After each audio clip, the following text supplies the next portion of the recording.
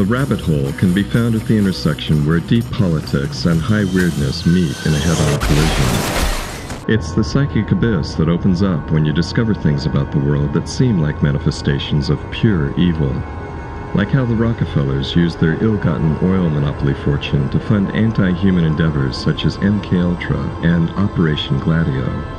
Or how the CIA's Project Artichoke was designed to create just the sort of patsy assassin that Lee Harvey Oswald claimed he'd been made into. Which, if true, made the appointment of ex-CIA Director Alan Dulles to the Warren Commission the political equivalent of putting the fox in charge of the hen house, and then allowing that fox to write the official history of chickens. Another Warren Commission appointee, Gerald Ford, had coincidentally co-owned a modeling agency with a guy named Harry Conover, who at that time was married to the famous World War II pinup girl, Candy Jones, who would later claim she'd been tortured and exploited as an MKUltra courier.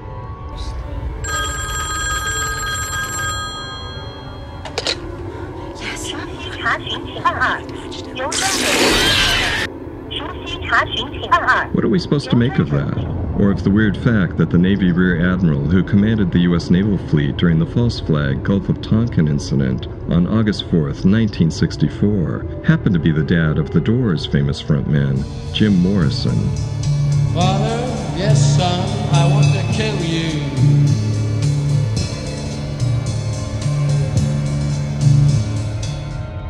I've been burrowing deep into the rabbit hole for almost 30 years now, ever since I interviewed William Randolph Hearst Jr. as a young journalist and found myself face to face with the most appalling example of the human species that I'd yet encountered. In my experience, the ruling capitalists are a vicious bunch, inflamed by greed, seething with unwarranted egotism, incapable of empathy or self-criticism, and made indifferent to human suffering by the numbing insularity of their obscene wealth. They'll fuck you over with the same lack of guilt that a pampered house cat feels when slaughtering a mouse. But we're not mice, and the world doesn't belong to the ruling capitalists and their whorish henchmen any more or less than it belongs to you and me. This video series is dedicated to exposing their deep state stratagems in the hope that exposure will lead to widespread social activism and political reform. But of course, this is exactly the sort of project that usually gets suppressed by US corporate media outlets, so I don't expect many people to watch it. You might ask, why do it then? Why keep going deeper into the rabbit hole when what you find there is so thoroughly depressing? My usual answer is that I don't like being lied to. I want to know how the world really operates before I die. But there's more to it than that. It has something to do with the Jungian concept of shadow work. As Carl Jung wrote, one does not become enlightened by imagining figures of light, but by making the darkness conscious. I'm convinced that our only path toward collective enlightenment is to confront our collective darkness and expose it to the light of public consciousness. If we try to avoid or ignore the shadow side of society, it will only get worse. You don't have to just take my word on this, or even Dr. Jung's. The Toronto scholar and public intellectual du jour, Jordan B. Peterson, goes a long way toward justifying any random trip down the rabbit hole with what he says here. The world is a carnage, a place of carnage, but that you can accept that. And if you can't accept it, then what that means is that you're not integrated enough. Because if you're integrated enough, then you can accept it. It's like the test of the integration. So your character isn't forged sufficiently if you cannot tolerate that. And it's not like it's an easy thing to tolerate. Often what people do is they just don't think about it. They just push it out of their mind. And no wonder. But they pay for that with shallowness and with self-contempt and with the inability to bear suffering nobly. So if you're up for finding out a little bit more about the world you thought you knew, if you're ready for a skanky glimpse at, quote, the god of terror who dwells in the human soul, unquote, that's Jung again, then here we go.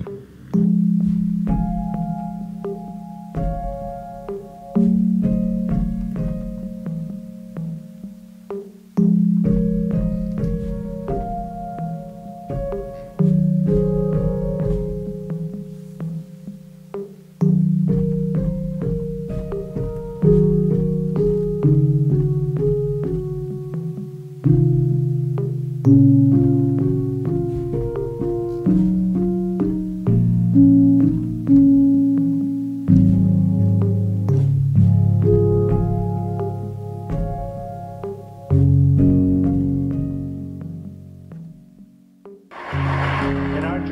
his 2018 State of the Union address, President Trump was applauded by craven congressional ass-kissers as he took credit for the huge gains in employment and in the stock market that have occurred since his election. Our nation has lost its wealth, but we're getting it back so fast.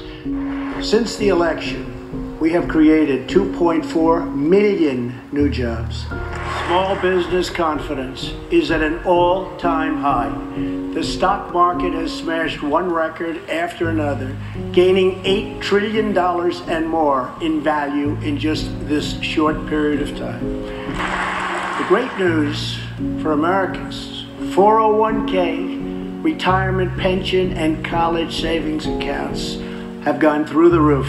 And just as I promised the American people from this podium 11 months ago, we enacted the biggest tax cuts and reforms in American history. He was then awarded an even bigger round of applause, a standing ovation from the Republican side of the room, actually, as he talked of his tax cuts, which will overwhelmingly benefit the rich at a time when the richest 1% of Americans already own over 40% of the nation's wealth.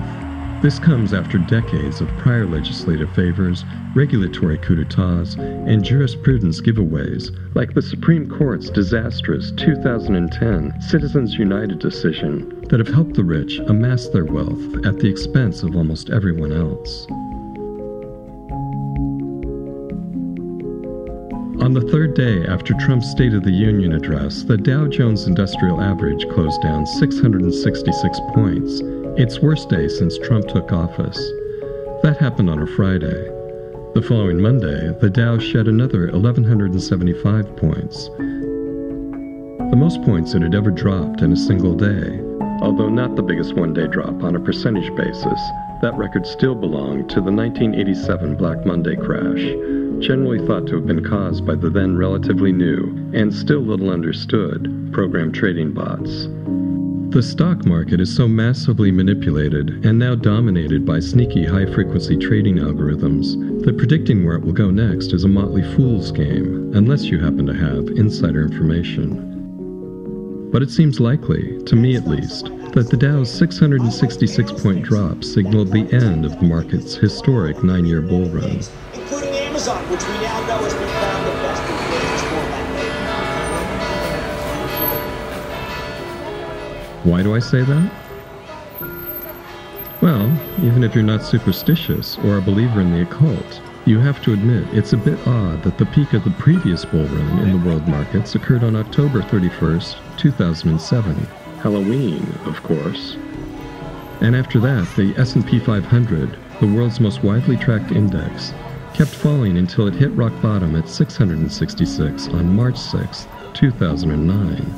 That was the day to get back into stocks for this latest bull run, buying in at 666, the devil's number, the mark of the beast. So when the Dow dropped 666 points on February 2nd, 2018, it could have been a signal to all the Wall Street demons to reverse direction, to sell their long positions and go short. All those 401k, retirement, pension, and college savings accounts that Donald Trump was talking up, they're low-hanging fruit, ripe for the harvest from a luciferic gang of short-selling financial marauders. You could never get away with any plotline so outrageous and unsubtle if you were writing fiction. But if you're just reciting the weird facts, well, who can argue? 666. You almost have to believe that someone, or something, massaged the numbers. But who could really accomplish that? Was it the devil or the deep state? We'll probably never know for sure, but if you're curious, I'll be taking a look at some of the more likely culprits in what comes next.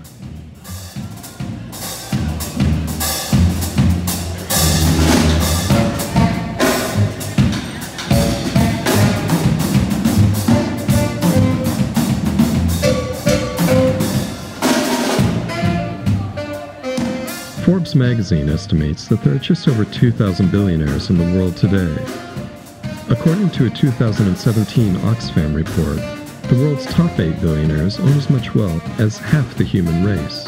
If you want to know who runs the world, you can start right there, at the top of the pyramid.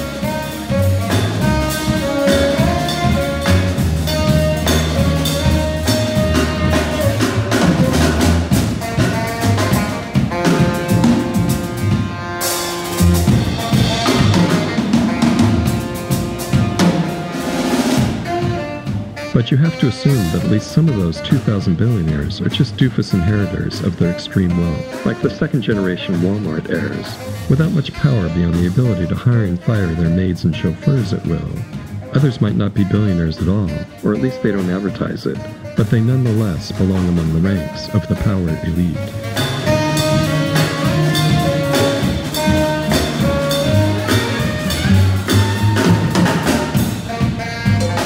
So for argument's sake, let's say there are 8,000 or 9,000 people at the top. Some you've probably heard of, others you haven't. The Rothschilds, the Rockefellers, the Koch brothers, George Soros, Larry Fink, Ray Dalio, Robert Mercer, Peter Thiel, whoever.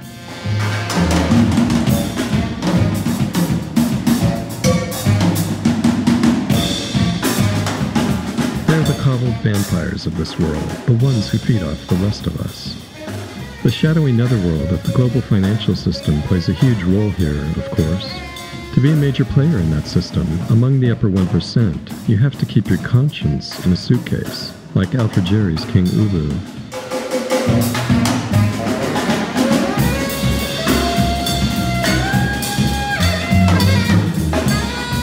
You'll be dealing with governments, multinationals, intelligence agencies, arms dealers, drug cartels, and terrorist groups. Global finance is organized as another pyramid, with the Bank for International Settlements, or BIS, at the top.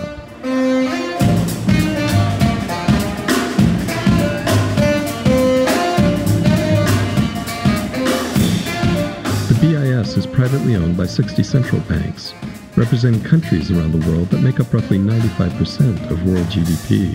From its headquarters in Basel, Switzerland, the BIS acts as a mothership bank for those 60 central banks, with a balance sheet of over $240 billion.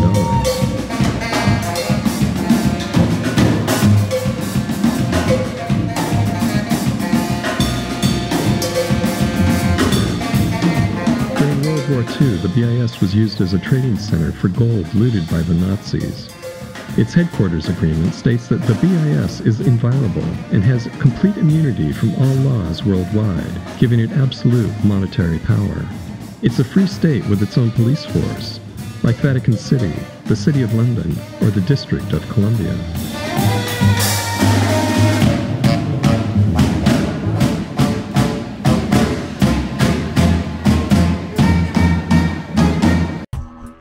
From within that free state, decisions are made about global interest rates and the worldwide money supply. Those decisions travel down through the International Monetary Fund and the World Bank, down through the privately owned central banks like the Federal Reserve, down through the national and regional banks, and finally, down to the bottom of the pyramid, where all the real wealth originates: labor, natural resources, scientific breakthroughs, and technological innovations. All of it exploitable, all of it vulnerable to being snatched up and turned into more wealth for the bankers and their billionaire overseers. Their game is called financialization. The goal is to get as many people as possible at the bottom of the pyramid into just the right amount of debt. Not so much that they give up and die or declare bankruptcy, but not so little that they can easily pay it off. The ideal situation is to have them slowly but steadily trading away their real wealth for more and more loans and mortgages. New debt contracts papering over the financial holes left by old debt contracts, each contract requiring fees and interest payments that suck away at the debtor's real wealth, like a great vampire squid wrapped around the face of humanity, relentlessly jamming its blood funnel into anything that smells like money, as journalist Matt Taibbi once memorably described the machinations of Goldman Sachs. The interest paid on all those debts gets sucked from the bottom of the pyramid straight back up to the top, with every bank involved getting a portion along the way. I drink it up! And the really wonderful thing for the bankers is that 90% of the money they loan out is now digital, just ones and zeros in a computer network's ledger system, and the rest is fiat currency, backed by nothing. It's almost as easy for the central banks to increase the money supply as it is for you or me to change the numbers in an Excel spreadsheet. That's why the cost of almost everything, except TVs, is always going up. The bankers want to see some inflation in every nation's economy via increases in the money supply, because inflation, for them, is the next best thing to outright theft. Inflation is really about ensuring that your wages will buy less and less. That makes it easier for the bankers to exploit the labor and resources at the bottom of the pyramid by forcing more people there to take on more debt. That's why one person could support a family with a regular job 30 years ago, but now both adults in the family have to work. Or one person has to work 2 full-time jobs, just to pay for food, utilities, and a modest place to live. I believe it's just because daddy's payday is not enough. Soon the kids and the family dog will also have to start slaving away, all just so some asshole banker can have new slate tiles in his gourmet kitchen, or spend the weekend partying on some mafia hovercraft scooting around Hawaii. And why, you might ask, do TV prices keep dropping while the cost of almost everything else is going up? Well, the virtual authorities want you to have a TV. As Bill Hicks said, watching television is like taking black spray paint to your third eye. TV promotes a false consciousness that keeps you clueless and docile, easier to manipulate with propaganda. Financial fuckery of this kind is the primary source of all the misery in the world today. But it obviously works out swell for the bankers and for anyone else loaded with excess capital. Meanwhile, unjust laws, military and police forces, and criminalized intelligence agencies have been put into place to keep the people at the bottom of the pyramid suppressed, enforcing an ever-widening moat between the rich and the poor that will ensure there's never a crowd at the top. Just 8,000 or 9,000 vile, unrepentant, blood-sucking greed monsters. Like the old Gershwin song goes, nice work as you can get it. It's fine work. And you can get it if you try. I got connections too. So, to sum up, debt is a weapon used to control nations and their citizens by the psychopaths and interspecies predators at the top of the pyramid. When a nation's government can't print its own money and instead funds its deficits with debt, a simple manipulation of interest rates can create economic booms or recessions and depressions. All it takes is a word from Basel, or in America's case, the Fed. It doesn't matter whether you personally have taken on debt, your nation's leaders have already committed you to a huge debt burden without your consent. It's a debt that can never fully be repaid. A debt that will be passed on to you and your children and their children's children in countless ways, not just with rising taxes, but also with disintegrating infrastructure, an inadequate healthcare system, and the gutting of social safety net programs like Medicare, unemployment insurance, and supplemental security income, which will eventually lead to mass starvation, riots, wars, and so forth. Any reasonable country would do everything it could to avoid putting its people into debt to those extortionists, the bankers. But as we all know, our top politicians and lawmakers can always be bought off, or blackmailed into submission. That's the trouble with democracy, with communism, with socialism, with any ism or system of government, really. Too many bad guys rise to the top.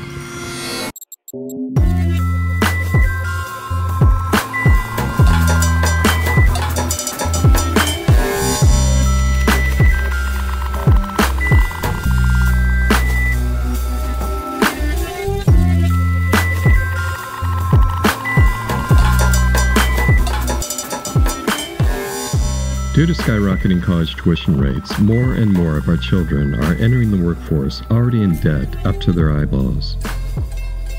For most, that means there's no time to travel or experiment with alternative ways of earning a living. As soon as they graduate, they're forced to trade in their hopes and dreams for mind-numbing work routines and a subscription to Netflix. Forbes magazine recently estimated that the average American household with student debt owes about $49,000. Since the average entry-level job was worth about $50,000 a year in 2016 for new graduates, truly average college grads in America can expect to see their earnings garnished by between 8 and 10% for roughly 10 to 12 years after they graduate. That's assuming you can find a decent job and keep it, which is no sure thing in our post-industrial, financialized economy. Even with a college degree, you might find yourself working as a dog groomer at your local Wee Beasties Pet Emporium, or as a men's denim specialist at Macy's. And thanks to lobbyist-crafted legislation signed into law by Bill Clinton in 1998, unlike almost any other type of debt, such as home mortgages, car loans, or extortionary medical bills, student loans are now almost impossible to discharge through bankruptcy procedures. So student loans might be better described as indentured servitude contracts rather than debt, because there's no escaping them. It doesn't end there. Credit card debt is piling up nationwide. Health insurance costs have doubled or even tripled for many middle-class families since the oxymoronic Affordable Care Act was signed into law in 2010, although it's been a tax-subsidized boon for others. And if you were foolhardy enough to buy a home in a state with high property taxes, you might have found those taxes being used against you to make your home unaffordable. That's what happened to me in New Jersey, where a long history of government corruption has resulted in some of the highest property taxes in the nation. The Sopranos was filmed there for a reason.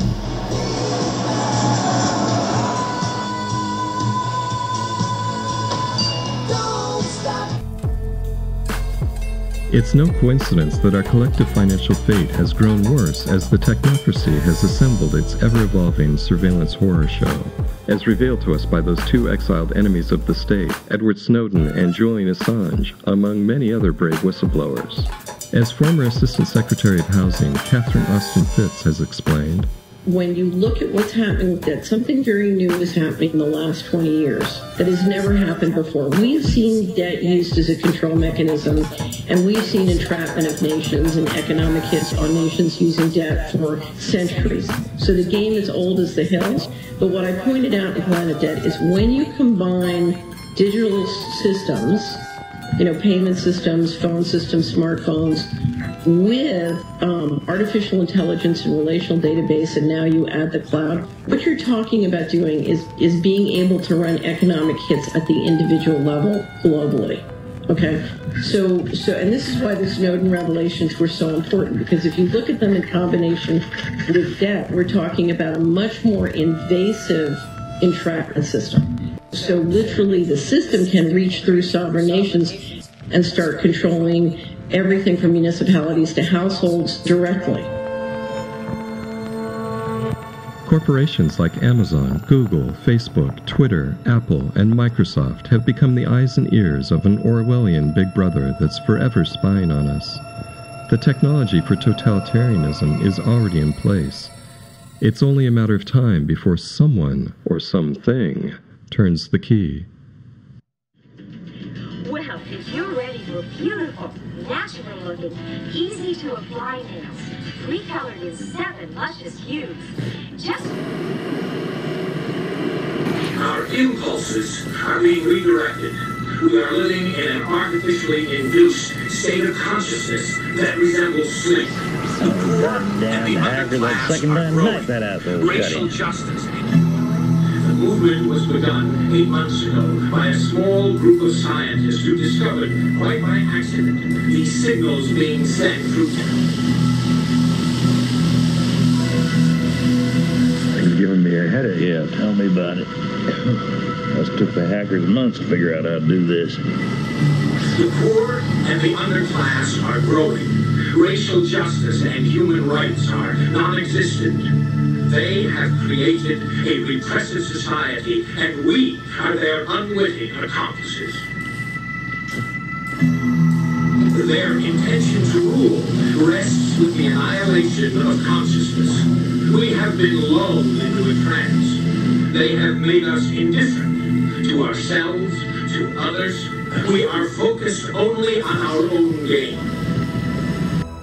There's an argument to be made that John Carpenter's campy but politically subversive sci-fi satire, They Live, was deliberately suppressed right after George H.W. Bush and his dim-witted sidekick, Dan Quayle, won the 1988 presidential election.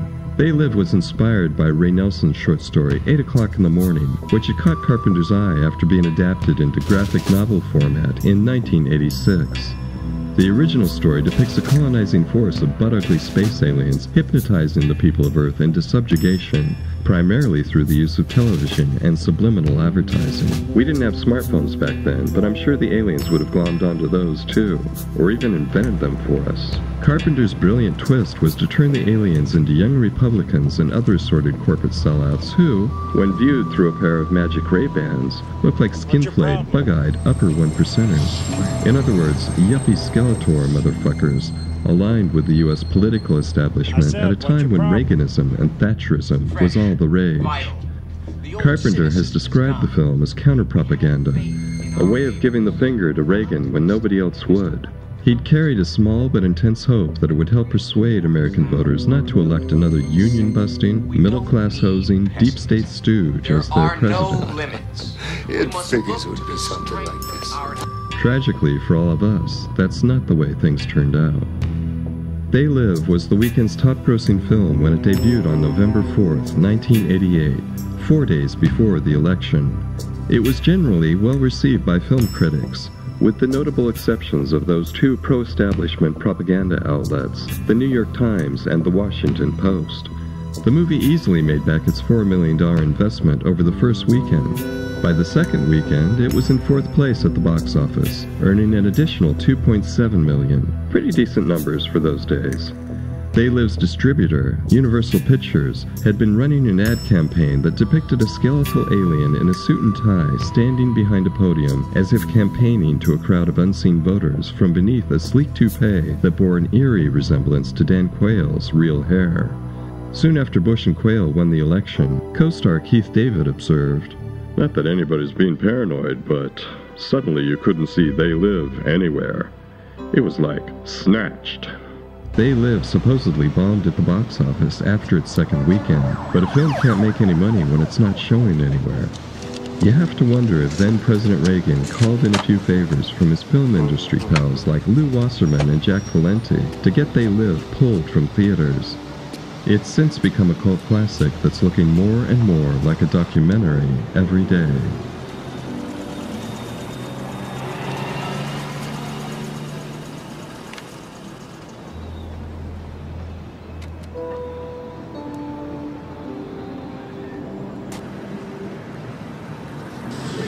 Understand, they are safe as long as they are not discovered. Okay, hold on here a minute. I have an update. On April 22nd, 2018, my friend Matt Alford got in touch with John Carpenter and asked him for his thoughts on this They Live suppression theory. Matt's a British academic and the co-author with Tom Secker of National Security Cinema, so he has the kind of credentials that seemed likely to elicit a response from Carpenter. Even though Matt has been known to wear goofy hats, dress up as Pocahontas, and cavort in public with Pussy Riot's parents.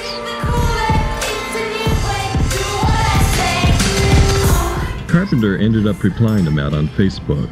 In their email exchange, Carpenter explained that They Live's rapid disappearance from theaters was likely just due to bad marketing.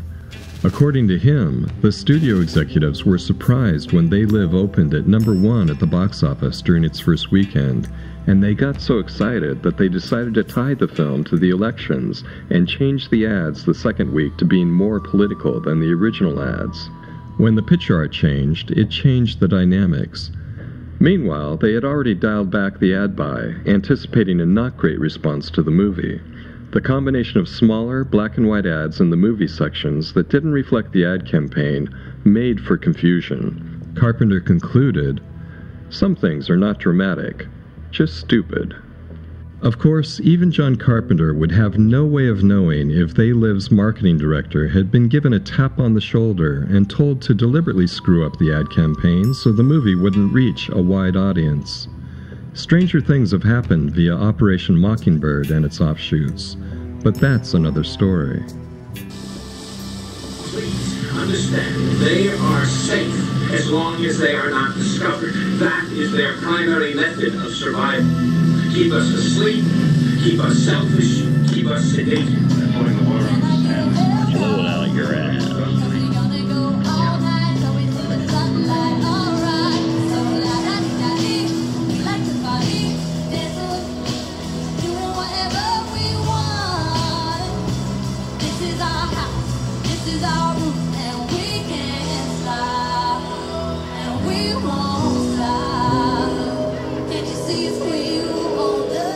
The Jews who lived in Holland in 1939 had nothing to fear from a database that identified them as being Jews.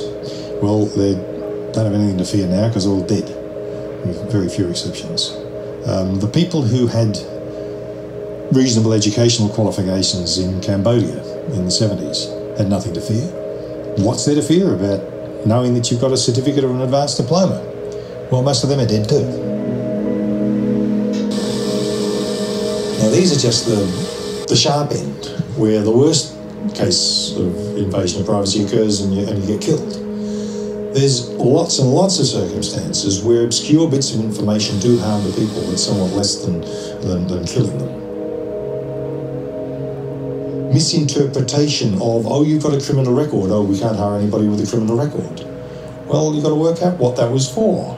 There have been people who had a criminal record because they were demonstrators against the Vietnam War, or they were demonstrators against apartheid in South Africa, who, once it has become apparent to the employer why they had the criminal record, they were instantly hired. You've got to understand the full background of the circumstances. There's tests of relevance, there's tests of accuracy, precision, and so on.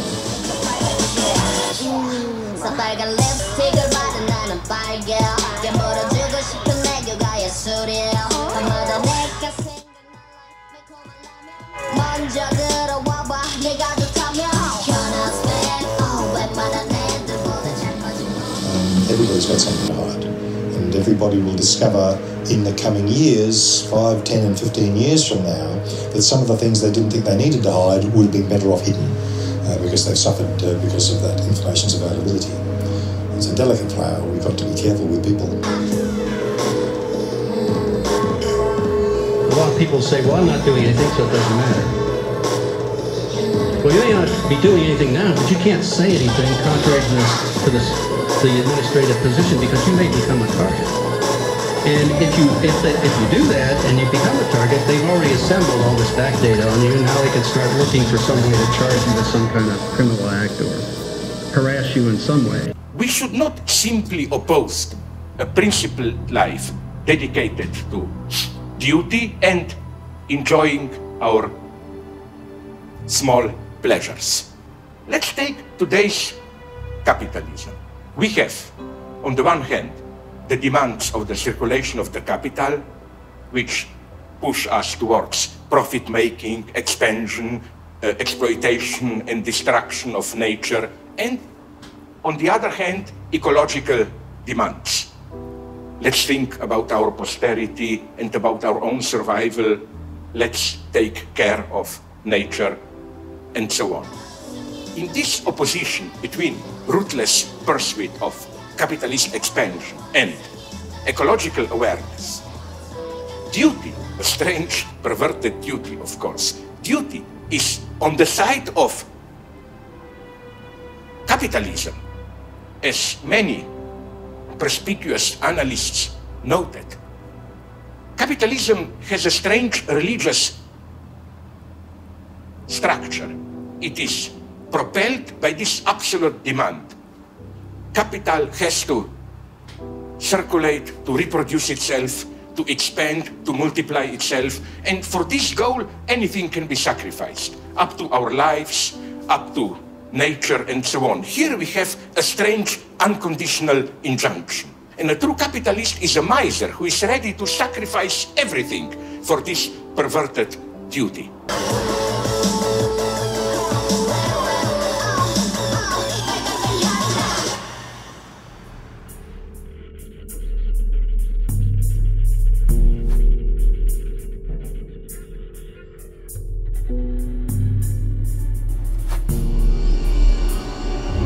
When he is there barely alive, he symbolically with his fingers points a gun at his own head. Clear sign that all this violence was basically suicide. He was on the right path in a way, Travis, the taxi driver. You should have the outburst of violence, and you should direct it at yourself, but in a very specific way. At what in yourself chains you, ties you to the ruling ideology.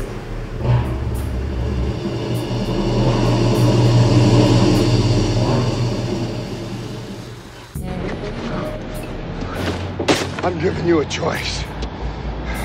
Either put on these glasses or start eating that trash can. I already am eating from the trash can all the time. The name of this trash can is ideology.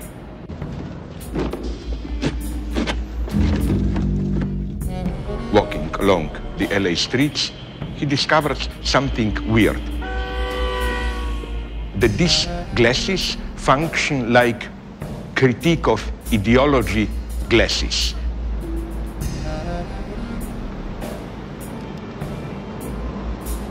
They allow you to see the real message beneath all the propaganda, publicity, glitz, posters, and so on. When you put the glasses on, you see dictatorship in democracy. It's the invisible order which sustains your apparent freedom. All right. To step out of ideology, it hurts. It's a painful experience. You must force yourself to do it. This is rendered in a wonderful way with a further scene in the film where John Nada tries to force his best friend, John Armitage, to also put the glasses on. I don't want to fight you. Come on. I don't want to fight you. Stop it. No! And it's the weirdest scene in the film. The fight takes 8-9 minutes. Put on the glasses. It may appear irrational, because why does this guy reject so violently to put the glasses on? It is as if he is well aware that spontaneously he lives in a lie, that the glasses will make him see the truth, but that this truth can be painful, can shatter many of your illusions. This is a paradox we have to accept. Put the glasses on!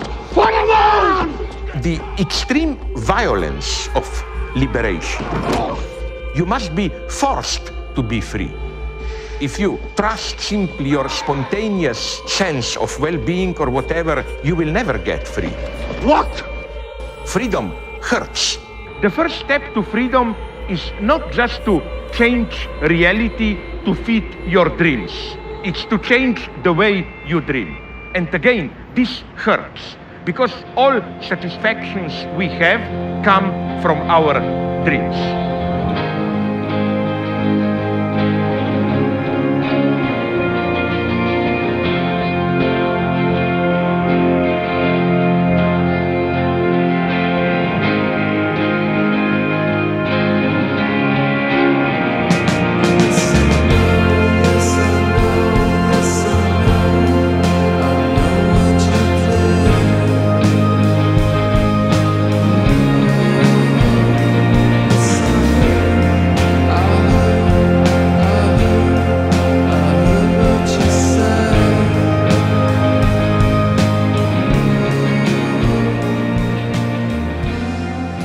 Those who use mass media to mindfuck the public are just as evil as those who ramp up inflation and debt to rip off the public. Some corporations and government agencies do both. I'm sure you can come up with your own examples, but let me tell you a story about Marshall McLennan, Kroll, AIG, and a Mormon lawyer on a plane, because I think it neatly encapsulates everything that's gone wrong with America in the last 20 years. I met the Mormon lawyer in 2008 when we both took the same trip to China. He told me he was working as a legal advisor at a hedge fund. Basically, it was his job to tell a bunch of greedy sociopaths how much they could get away with without running into trouble with the law, if they had the potential to make a huge profit and a few laws stood in their way. I'm assuming it was also the Mormon lawyer's job to help them skirt around those laws. During the long plane flight back to New York, we got into a discussion about AIG, the too-big-to-fail insurance and financial services corporation that had been primarily responsible for the 2008 financial coup d'etat, which had erased trillions of dollars in shareholder equity from the global markets. People had lost their homes, their jobs, their life savings, all in a matter of months. AIG had kicked off that economic meltdown by selling massive amounts of insurance, known as credit default swaps, without properly hedging their downside risk or setting aside sufficient capital reserves.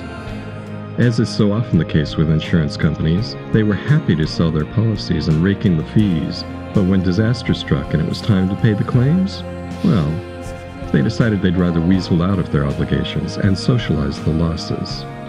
AIG would be bailed out with $184.6 billion from American taxpayers. Nearing bankruptcy, AIG was only valued at $15.4 billion in the stock market at the time of the acquisition.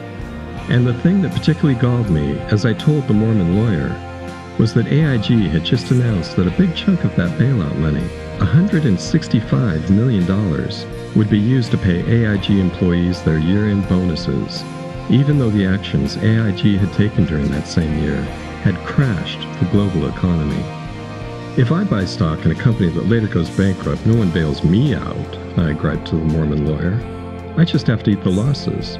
The employees at AIG are in a similar position. They invested their time and labor into a company that should have gone bankrupt. So why should the American taxpayers be giving them bonuses on top of their regular paychecks? They're lucky they still have jobs. The Mormon lawyer revealed to me then that his wife worked for AIG. He assured me she was lovely and blameless. Then he asked me a weird question that seemed out of context. "You probably had a pretty good time in college, right?" "Sure, I had a great time in college," I told him. Although I was often drunk and generally promiscuous, I still managed to get good grades and graduate with a degree in economics. "Well, college wasn't so much fun for us," the Mormon lawyer said with a frown. "We're both Mormons, so we didn't drink alcohol or go to parties. We just studied really hard all the time. But our reward for all that studying is that now we work at companies where the salaries are just like anywhere else, but we can count on getting bonuses every year that compensate us for all the hard work we put in. If those bonuses get taken away, then we're not being rewarded for studying harder than the rest of you." My first thought was, what a steaming pile of elitist bullshit. But I tend to be polite on long plane flights, so I didn't call him on it. Instead, I simply said to the Mormon lawyer that maybe it was okay that his wife was getting a bonus, or his multiple Mormon wives, for all I knew. But there was no way in hell any bonuses should be handed out to those scheming AIG employees who had been dealing in toxic, unsecured credit default swaps. They should be getting prison sentences instead. I don't remember much from the rest of our conversation. It happened around 10 years ago, after all. But I've never forgotten that lame justification. "We studied harder than you, so we get to work for companies that are ruining the world." It may not be possible to live in this world without being implicated in its evils, but I mean, come on. You shouldn't go around acting superior when you're complicit in criminal conspiracies against your fellow humans.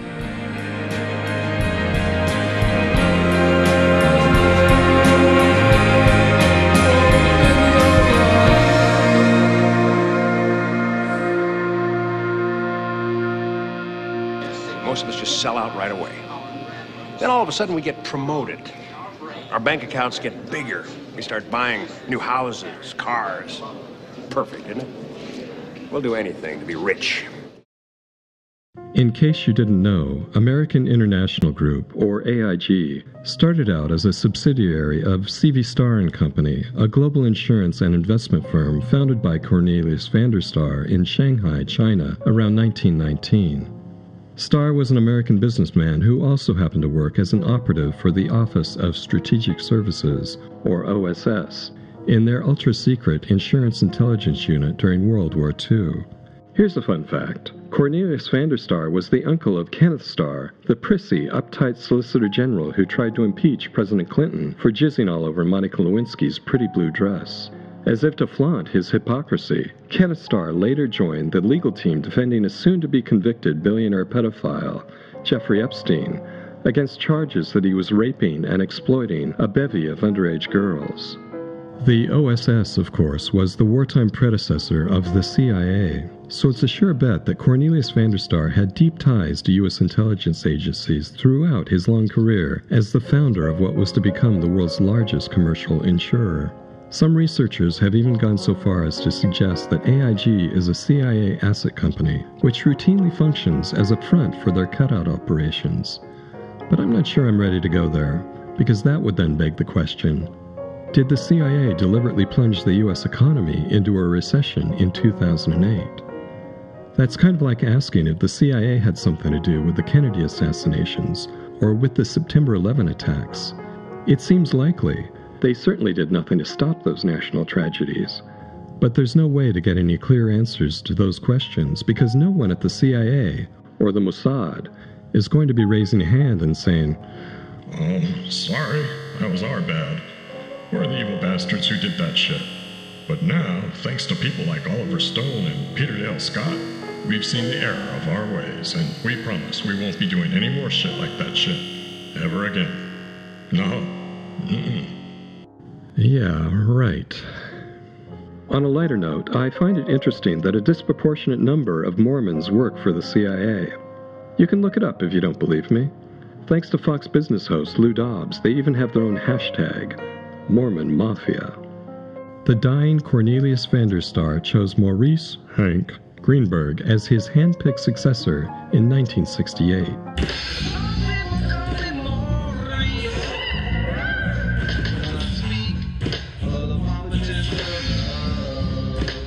Greenberg took over the company just a year before AIG went public, making him an exceedingly wealthy man. It'd be safe to assume Greenberg also took over Starr's intelligence agency connections and continued to build on them. You think that sounds far-fetched? In 1996, Senator Arlen Specter nominated Maurice Greenberg as a candidate for the directorship of the CIA during the first Clinton administration. Although the job eventually went to George Tenet instead, Specter wouldn't have made that suggestion if Greenberg hadn't already had extensive dealings with the CIA, as we can infer from the shady history of ex-CIA Director George H.W. Bush.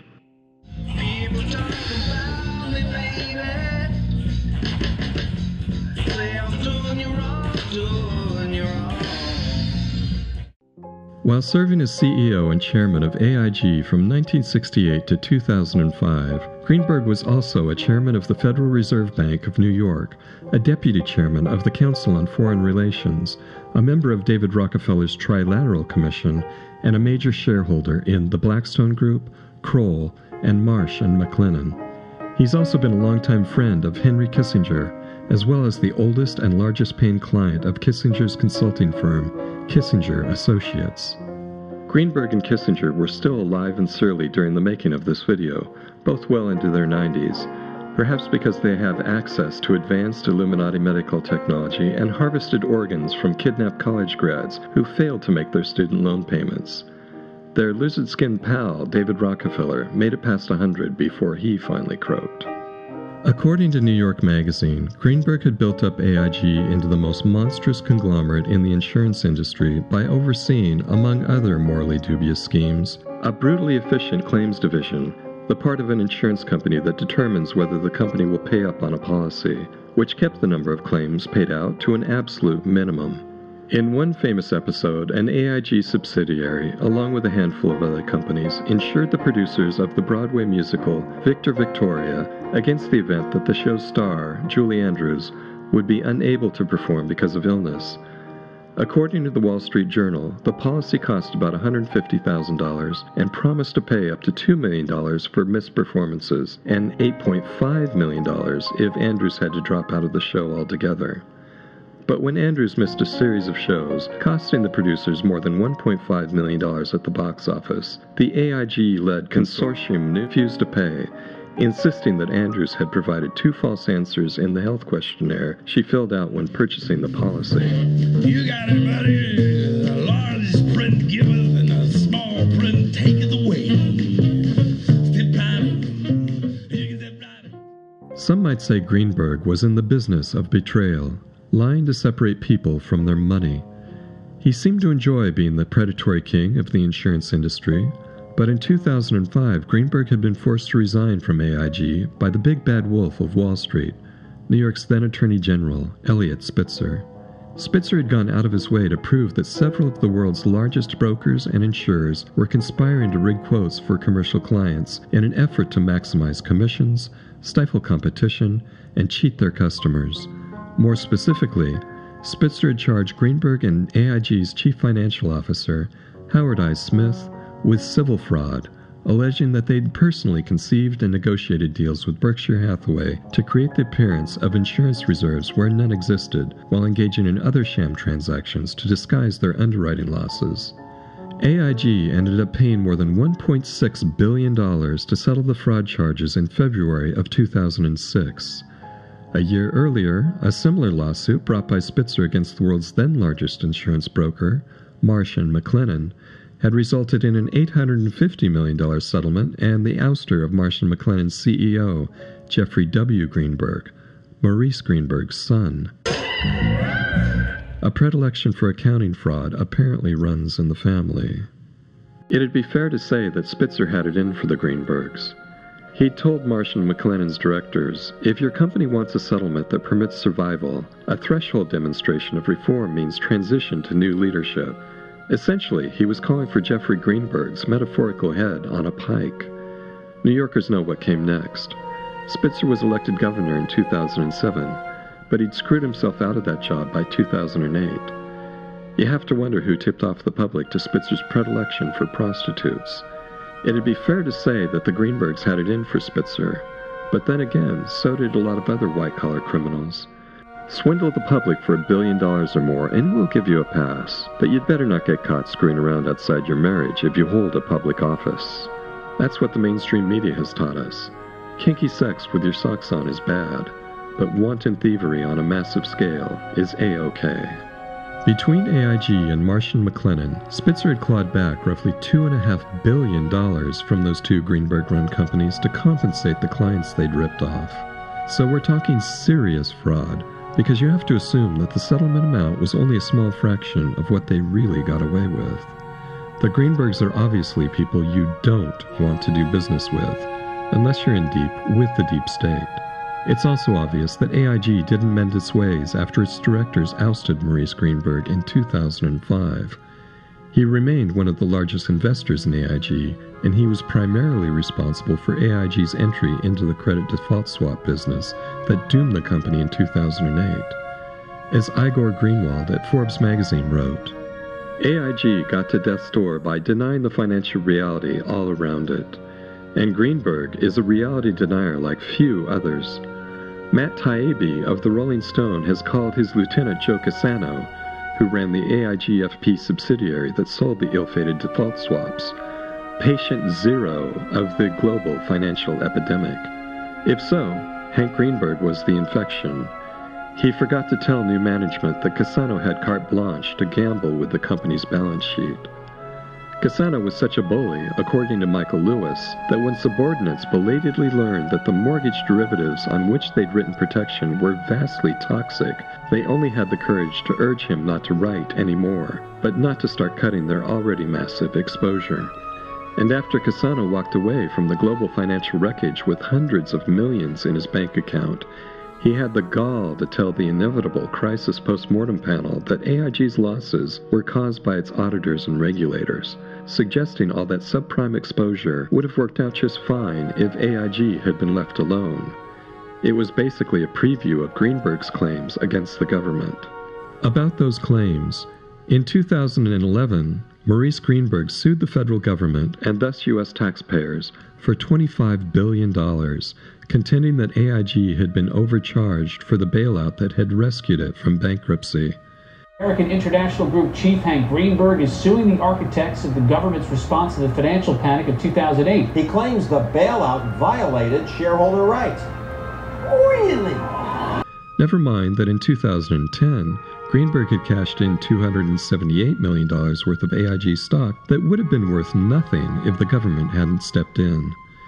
And never mind that Greenberg had paid yet another multi-million-dollar fine in 2009 to settle an SEC investigation into his further adventures in accounting fraud. Greenberg's personal net worth floats somewhere between $3 and $4 billion, but he sued because he was super pissed that the government had charged AIG a 14% interest rate on its bailout funds when some bailed out banks were charged less. Jon Stewart responded to that by calling Greenberg a rich and shameless crybaby. Your loan terms were worse than the banks because you were insolvent. You should know how that works. You're an insurance company. Putting the screws to people in their lowest moments is what you do. So the essence of Greenberg's argument appears to be the banks got special treatment that AIG did not get. To which I say, welcome to the world, buddy. Because that's what we've been mad about forever. Really? You're angry that they wouldn't lend to you at less than 14%? Yeah. We hate it too, only we call it having a credit card. And we don't sue over those rates because we can't. Getting to Eliot Spitzer, why was it so personal?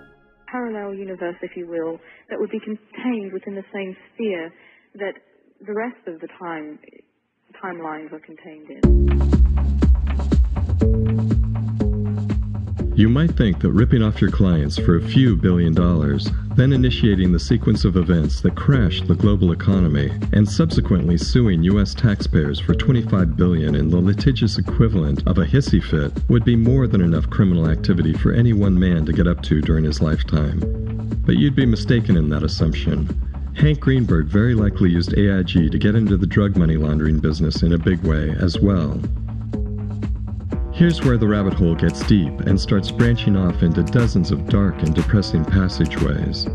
There's not enough time to properly explore them all here, but just to give you a glimpse, I'll focus on one particular office manager, or staff counsel as her business card described her, hired by AIG at their in-house San Francisco law firm in 1994, a woman known as Coral Marie Talavera Baca Leder. Let's just call her by her maiden name, Coral Talavera for short. Coral Talavera was the Latina femme fatale who contacted journalist Gary Webb in 1995 to offer him the secret federal grand jury transcripts that got him started on his famous Dark Alliance series for the San Jose Mercury News, in which he reported that the Reagan-endorsed Contra rebels in Nicaragua, acting with the full knowledge and protection of the CIA, had been selling crack cocaine on the streets of Los Angeles to finance their vicious insurgency against the socialist Nicaraguan government. You can watch Coral Talavera being played by Paz Vega in Kill the Messenger, a film about Gary Webb that flopped at the box office due to a screwed-up marketing campaign and a quick retraction from movie theaters that bore some similarities to the inept marketing of They Live. Former LAPD officer and investigative journalist Michael Rupert followed up on Gary Webb's research and contacted Coral Talavera because he'd heard she was engaged to Carlos Leder, the co-founder with Pablo Escobar of the Medellín cartel. Y la coca se ha convertido y la marihuana en un arma revolucionaria de lucha contra el imperialismo norteamericano. I'll tell you more about Carlos Leder's strange history in a moment, but while I'm doing that, you should be asking yourself this.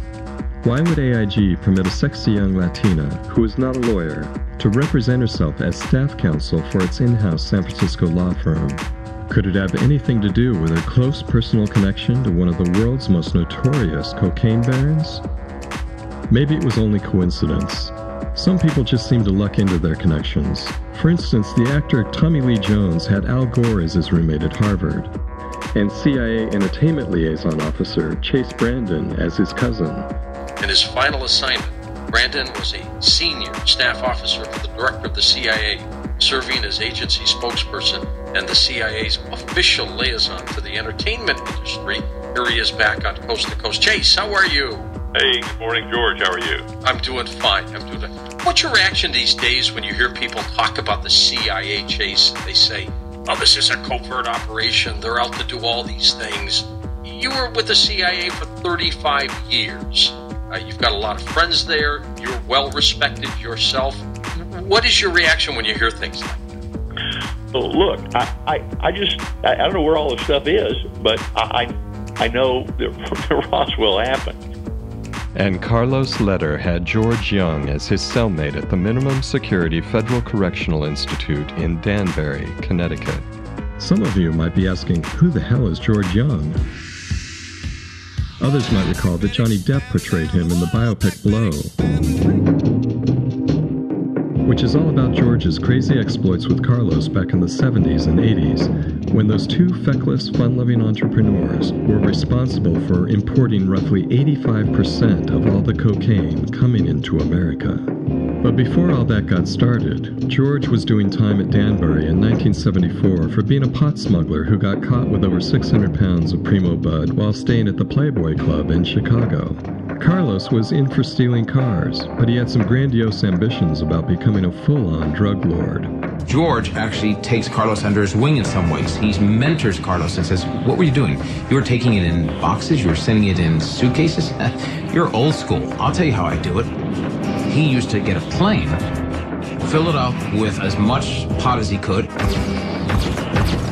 ton, fly it over the border, land it somewhere in Texas, and get paid. After they got out of prison in 1975, the two aspiring criminals seemed to complement each other perfectly.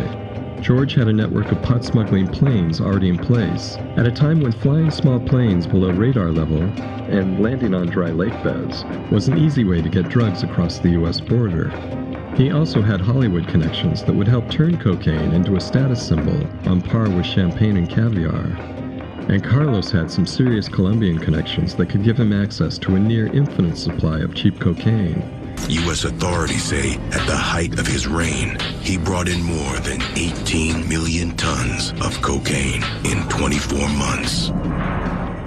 Back then, you could buy a kilo of coke in Colombia for $4,000 and then sell it in the U.S. for 60 grand. George and Carlos went into business together, along with some other fine folks like Pablo Escobar, Barry Seal, and some helpful agents at the CIA and the DEA. We need you to deliver stuff for us. Oh, this is legal? If you're doing it for the good guys? Soon they were making millions on a daily basis. The movie made their partnership look fun while it lasted. Unfortunately for George, Carlos also happened to be a Hitler-obsessed megalomaniac with a mind like a ruthless industrialist. In 1978, he betrayed George by stealing his Hollywood connections and forcing him out of their joint operation. Carlos then used some of his excess capital, around $4.5 million, to buy up most of an island in the central Bahamas called Norman's Cay, which he transformed into his base of operations, or into a lawless, drug-fueled, orgy-hosting private fiefdom, depending on who you talk to. Located just over 200 miles off the coast of Florida, Norman's Cay had its own airstrip, which made for easy refueling of the drug-smuggling planes coming in from Colombia before flying on to the U.S. And just as important, the island was a tax haven that came with easily bribed Bahamian government officials and very few residents or tourists, largely due to the fact that no one wanted to go swimming off its shores. The crystal blue water surrounding the island was always swarming with hammerhead sharks. It's worth mentioning here that the single largest shareholder in AIG, until its 2008 taxpayer-funded bailout, was the Star International Company, which is controlled by Maurice Greenberg, of course, and headquartered in nearby Bermuda, another tax haven surrounded by sharks. With the Norman's Cay operation in full swing, Carlos was soon elevated into the scuzzy ranks of the world's billionaires. In retrospect, putting George Young and Carlos Leder together in the same Danbury prison cell almost seems like divinely sanctioned destiny. Especially if you share the Gnostic belief that a hostile, jealous god, known as the Demiurge, created this calamitously fucked up world and now rules it, maliciously, with the help of a puppeteered power elite made up of people like Hitler, Carlos Leder, Maurice Greenberg, and Henry Kissinger.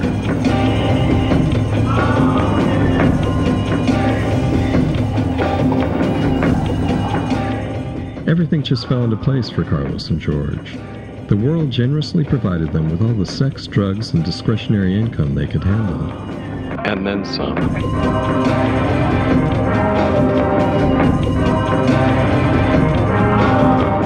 But then poor Carlos had a run of bad luck. A 1983 NBC News report shamed the corrupt Bahamian government officials into finally taking action. They froze all the cocaine trafficking-related bank accounts they could find and shut down the Norman's Cay operation. Carlos went on the run in the Colombian jungle, where he fell sick with a fever, hallucinating that he was surrounded by monkeys jerking off to sad 80s hair metal power ballads.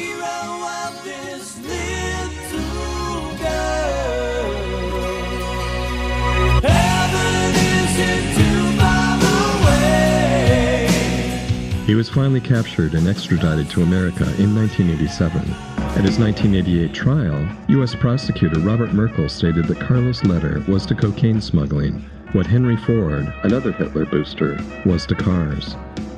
As a reward for his Henry Fordish business acumen, Carlos was handed a life sentence plus 135 years without possibility of parole. His old partner, George Young, ran afoul of the law in 1994 after getting caught with nearly a ton of cocaine in Topeka, Kansas. George drew a 60-year sentence, but he was released in 2014 after serving less than 20 years. And rumors suggest that Carlos has been a free man for even longer. In 1992, in exchange for his agreement to testify against the Panamanian military dictator and longtime CIA asset, Manuel Noriega, fondly known as Old Pineapple Face among Panama's beleaguered citizens, Carlos Leder's sentence was reduced to a total of 55 non-parolable years. But non-parolable apparently meant different things to different people. The previously mentioned U.S. prosecutor, Robert Merkel, told Michael Rupert in 2001 that he'd been speculating for years that Leder was free. His enemies call him Mad Dog Merkel, and it's typical of the man that he takes a perverse delight in the nickname. He is Robert Merkel, the U.S. Attorney, the federal prosecutor for the Middle District of Florida. Currently, he's prosecuting Carlos Leder, alleged to be the most important cocaine dealer ever caught. Merkel had already gained a reputation as one of the toughest prosecutors in the country, especially in the area of drug dealing and official corruption, two common maladies in the state of Florida. Which brings us back to Coral Talavera. On June 28, 1998, retired DEA agent Celerino Castillo met Talavera at a fundraiser in Beverly Hills that featured Gary Webb as a speaker. And according to Castillo, talking to Michael Rupert, who was also at the fundraiser, she said straight out that she was engaged to Carlos Leder. When Castillo asked her what Carlos was up to, Talavera allegedly said, He's out of jail and selling drugs to the Russians for the CIA. Castillo is the author of Powder Burns, Cocaine, Contras, and the Drug War. In a later conversation with Coral Talavera, which Castillo recorded, Talavera claimed that Carlos Leder had been released from prison in March of 1995 and they were married in the fall of 1998. When Rupert asked Castillo about the possibility of Talavera running an elaborate ruse, Castillo replied, Look, you almost have to go to more trouble to justify the notion that Leder's in prison than you do to justify the position that he's out. Coral had a powerful position at AIG that would be jeopardized if she were exposed as making this up. Why would someone go to all this trouble to make people think she's his wife? It's not something you would put on a resume. What does she gain by that? I know that some people insist he's still in jail, but why won't the government just say so? Instead, you have this big mystery that only deepens the legend. Who benefits from that? Who profits from the confusion? When Carlos Leder was tried and sentenced in 1988, he was allowed to keep almost $3 billion worth of assets in a move that was severely criticized by the prosecuting attorney, Robert Merkel. Where did all that money go? Michael Rupert has suggested that it might have been hidden in a major insurance company with cash flows large enough to conceal it. He was talking, of course, about AIG. Rupert felt like he'd taken a step closer to the truth when he was tipped off to a company called Coral Reinsurance, or Coral Re, in Barbados. It had been founded in secret by AIG in 1987, the same year that Carlos Leder had been apprehended and extradited to America. Its two primary shareholders, in addition to AIG, were Goldman Sachs and the Arkansas Development Finance Authority, which, according to Rupert, had been voluminously linked to allegations of drug money laundering during that whole Iran-Contra clusterfuck featuring Barry Seal, who'd been operating out of the Mena Regional Intermountain Airport in Arkansas, Bill Clinton territory. Was it just a coincidence, then, that Coral Reinsurance featured Coral Talavera's name? Reinsurance companies cover other insurers against catastrophic losses that could wipe out a single company. It's a way for insurance companies to pool their risk. After 9/11, global reinsurers paid over $17 billion, 64% of all damage claims. But reinsurance companies can also be used to commit accounting fraud, as we saw in the lawsuit that Elliot Spitzer brought against AIG for its criminal use of Berkshire Hathaway's General Re. Or they can be used to hide and launder drug money, as Coral Talavera pointed out to Michael Rupert one day while they were having lunch. Talavera insisted that neither she nor her husband Carlos had anything to do with Coral Reed, but then she would, wouldn't she, if $3 billion was at stake? And just like the selling of crack on the streets of Los Angeles to fund the Contras in Nicaragua, you have to assume that none of this could have happened without the full knowledge and protection of the CIA. Other journalists have already established AIG's deep connections to U.S. intelligence agencies. Here's another fun fact. One AIG board member, Frank Wisner Jr., had a dad who'd been a key figure in the creation of the CIA. Frank Wisner Sr. had been in charge of the Operation Mockingbird program, among other dubious accomplishments. As Michael Ruppert wrote, the seemingly mundane insurance business is, in fact, one of the primary weapons of intelligence gathering around the world. Cornelius van der Star was an architect of its use during World War II, and Maurice Greenberg has continued that use up to the present day, with the only difference being that now the weapon of intelligence gathering seems to be directed at us, ordinary citizens, just trying to live our ordinary lives with our small, ordinary pleasures. As Ruppert concluded in Part 2 of his Hostages investigation into Coral Talavera and AIG, published on August 14, 2001, perhaps no one knows more about your life, not even your immediate family, than the various companies who insure you. Your health, finances, work history, medical records, driving habits, and almost every other aspect of your life is recorded in insurance files and records. Is this necessarily something you want available to the CIA or any part of the government? Remember that the CIA doesn't operate under the law or respect privacy. What happens then when a giant like AIG winds up insuring parts of the government or major businesses that violate your rights or break the law? Ruppert had plans to write a Part 3 to his investigation, but he soon found himself distracted by a much bigger criminal conspiracy.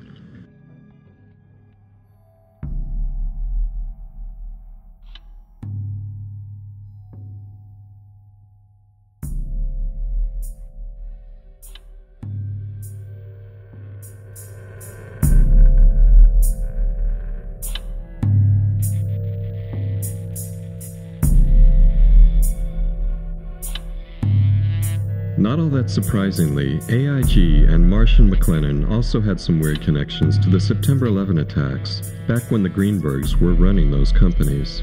Richard Grove and James Corbett have already done a great job of tracing those connections. I'll be attempting to summarize and expand upon what they found here, but if you want the full story, you should definitely check out the links to their websites. Marsh & McLennan is a diversified risk, insurance, and professional services firm with over $13 billion in annual revenue and 57,000 employees. In September of 2001, 2,000 of those employees worked in Marsh's offices in the World Trade Center. Marsh occupied floors 93 to 100 of the North Tower, the exact area of the impact and explosion. In the year prior to 9/11, Marsh had contracted with Silverstream Software to create an electronic connection between Marsh and its clients for the purpose of creating paperless transactions. Silverstream had already built internet-based transactional and trading platforms for Merrill Lynch, Deutsche Bank, Bankers Trust, Alex Brown, Morgan Stanley, and other financial services firms that were later involved in 9/11, but this new project was unlike anything that had been attempted before. Richard Andrew Grove, the salesperson who handled the Marsh & McLennan project for Silverstream, explains. In 2000, Silverstream was contracted by Marsh to provide a technological solution beyond what we had done for any of the above-named companies, insofar as it would be used to electronically connect Marsh to its major business partners via internet portals for the purpose of creating paperless transactions and expediting revenue and renewal cycles, and built from the ground up at the client's site. Silverstream provided a specific type of connectivity that was used to link AIG and Marsh & McLennan, the first two commercial companies on the planet to employ this specific type of transaction, and in fact, Marsh was presented with something called the Accord Award, ACORD, in the summer of 2001 for being the first commercial corporation to do so. And what you should take away from that is this. It means that no other companies were doing this type of transaction, so the question in your mind should be, what then were Marsh and AIG doing, and why did they need to leverage technologies that no other commercial entity on the face of the earth needed to conduct business? The contract, Silverstream then stationed approximately 30 to 40 developers at Marsh, and this team was led by 2 to 3 managers with whom I liaised to ensure delivery of the solution that was promised. The development team worked regularly into the night, if not all night, and sometimes worked 7 days a week in order to adhere to Marsh's indicated pre-September 11th deadline. But it was not long before severe irregularities in the billing of the account for this project led Richard Grove into the heart of a deeper mystery about the software and about the work that he was engaged in. Fiscal anomalies with respect to the Marsh.com project when I was in a meeting on the 98th floor in October of 2000 with a gentleman named Gary Lasko. Gary was Marsh's North American Chief Information Officer, and that particular afternoon a colleague and I helped him identify about $10 million in suspicious purchase orders after I had recognized that certain vendors were deceiving Marsh and specifically appeared to be selling Marsh large quantities of hardware that were not necessary, as this was later confirmed by Gary. In the spring of 2000, I brought my concerns up to executives inside of Silverstream and I was urged to keep quiet and mind my own business. I went to an executive inside of Marsh, and he advised me to do likewise. But then, I mentioned it to a few executives at Marsh who I could trust, like Gary Lasko, and Catherine Lee, Ken Rice, Richard Bruhart, and John Oltzhofer, people who became likewise concerned that something untoward was going on. The concerned colleagues I just mentioned were murdered on September 11th, and the executives who expressed dismay at my concerns are alive and free today. I feel it's no coincidence as the Marsh executive who urged me to drop my line of inquiry made sure that his personnel, who I just mentioned, were in the office bright and early for a global conference call before the staff meeting upon which I was to intrude.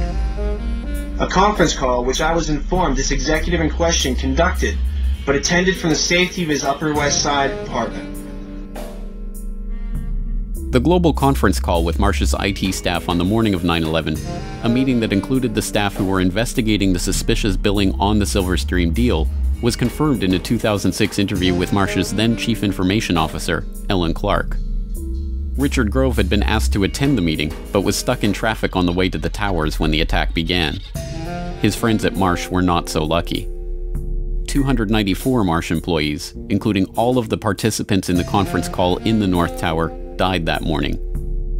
Meanwhile, the Marsh executive who had scheduled the meeting, the same one who had asked Grove to drop the issue of the billing anomalies, was safe in his apartment, attending the meeting via telephone. So what was the Marsh.com project really about? Why was it so important for it to be finished before September 11th? And what kind of transactions did it enable? More importantly, what information was lost when the data center on the 95th floor of the North Tower suffered a direct hit on 9/11 and the buildings were demolished? Was the revolutionary electronic trading link between AIG and Marsh being used to funnel money through the World Trade Center at the time of the attack? Were the attack perpetrators hoping that the destruction of Marsh's data center on the 95th floor at the dead center of the North Tower explosion would conceal their economic crime? One piece of corroborating evidence for the idea comes from author and researcher Michael Rupert, who reported in 2004 that immediately before the attacks began, computer systems in Deutsche Bank, one of Silverstream's other E-Link clients, had been taken over from an external location that no one in the office could identify. Within, I would guess, I'd have to go back and look at the book, but it was no more than a week after the attacks. I was being contacted by a lot of people from inside official sources who were raising a lot of questions. This one particular person was extremely credible. They absolutely convinced me they had been an employee of Deutsche Bank in the Twin Towers. And they told me very clearly that in the moments right before the attacks and during the attack, there was a 40-minute window between the time the first plane struck the World Trade Center and the second plane, that Deutsche Bank's computers in New York City had been taken over, absolutely co-opted and run. There was a massive data purge, a massive data download, and all kinds of stuff was moving. And what this person said very clearly was that no one in the Deutsche Bank offices in the towers at the time had the ability to prevent what was going on from any of their terminals. Federal officials have begun a major investigation into whether someone or many people benefited financially from the evil done to the country last Tuesday. Not long before the attacks occurred, there were some financial transactions in the stock market that may indicate knowledge of the attack before it began. This could very well be insider trading at the worst, most horrific, most evil use you've ever seen in your entire life. In the week leading up to 9/11, the put options on American Airlines and United Airlines were 25 times higher than average. For those who don't already know, put options are basically time-sensitive bets on a fall in stock prices. After the attacks, the shares of American Airlines and United fell by over 40%, resulting in gains for the put option holders of several $100 million. $180,000 turns into $2.4 million when that plane hits the World Trade Center. On the surface, it looked like the largest insider trading crime ever committed, so the Securities Commission looked into it. What they found was that a single institutional investor had purchased 95% of the United Airlines puts on September 6th through the Chicago Board Options Exchange. That institutional investor was Alex Brown & Sons, a subsidiary of Deutsche Bank and a user of Silverstream's network infrastructure technology, whose former chairman and CEO until 1998 had been Alvin Bernard Buzzy Krongard. It just so happened that Buzzy had been made the executive director of the CIA on March 16, 2001. While he was at the CIA, Buzzy used his influence to help Blackwater get its first black contract. You might recall how well that worked out. So, was it insider trading? Well, you tell me.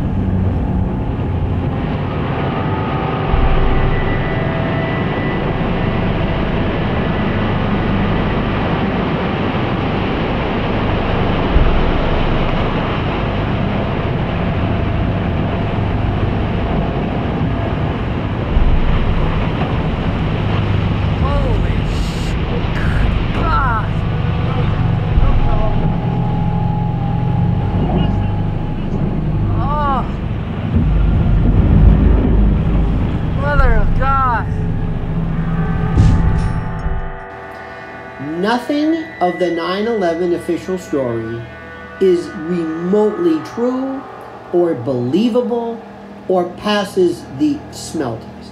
I mean, none of it. You might think your boss is bad news, but at least he hasn't scheduled a meeting for you at the exact time that he knows a United Airlines jet will be slamming into corporate headquarters.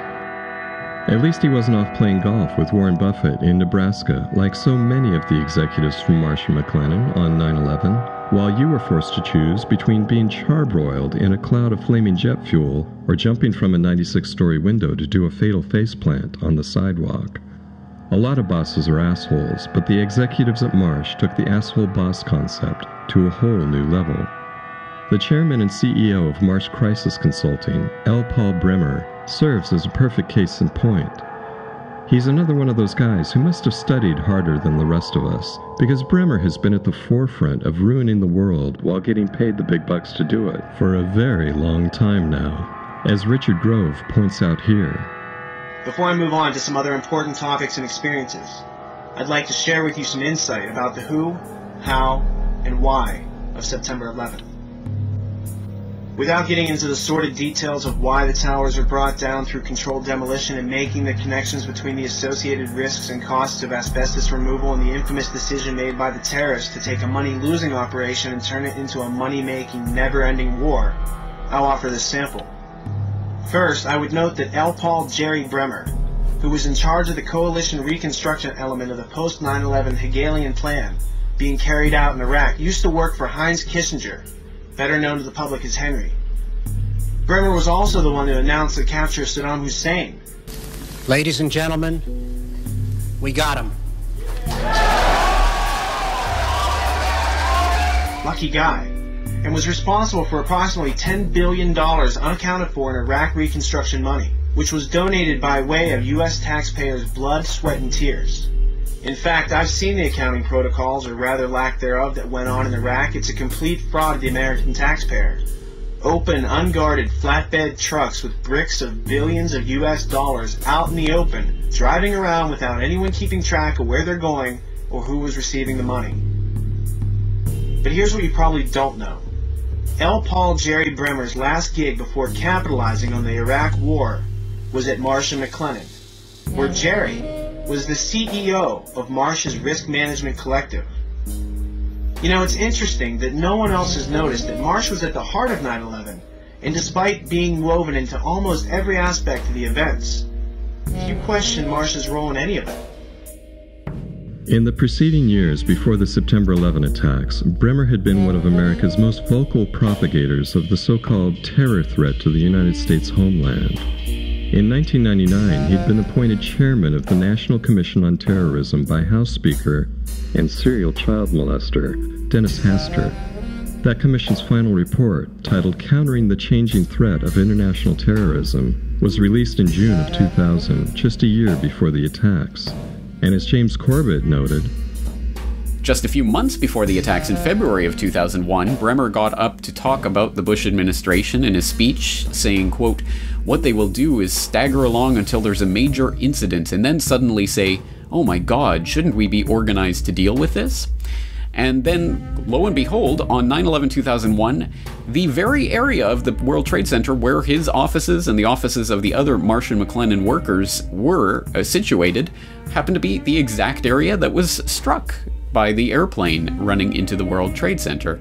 And don't worry, Paul Bremer was safe and sound, not in his offices that morning, like so many of the other executives who otherwise would have or even should have, by all rights, been there in the World Trade Center that morning, many of which were, for example, away in playing golf with Warren Buffett in Nebraska, where they just happened to be dropped in on by George Bush later that day.